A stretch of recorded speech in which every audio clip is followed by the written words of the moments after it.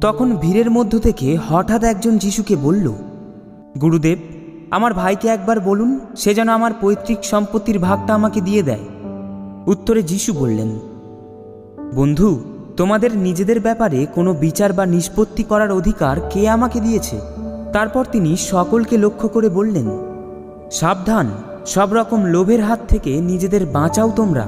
কেননা মানুষের অপর্যাপ্ত ধনসম্পদ থাকলেও তার জীবিত থাকা কিন্তু সেই সম্পদের ওপর মোটেও নির্ভর করে না। যিশু তারপর লোকেদের এই উপমা কাহিনীটি শোনালেন।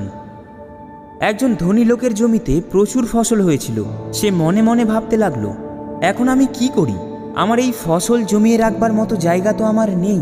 তখন সে নিজেকে বলল, একটা কাজ করা যাক, আমার যত গোলাবাড়ি আমি বরং ভেঙে ফেলি, তারপর সেখানে আরো বড় কয়েকটা গোলাবাড়ি তৈরি করি। সেখানেই আমার যত শস্য ও যত সম্পদ আমি জমিয়ে রাখবো।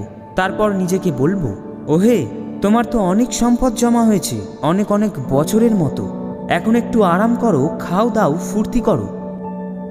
কিন্তু ঈশ্বর তাকে বললেন, ওহে মূর্খ, আজ রাতেই যে তোর প্রাণটাকে তোর কাছ থেকে ফেরত চেয়ে নেওয়া হবে।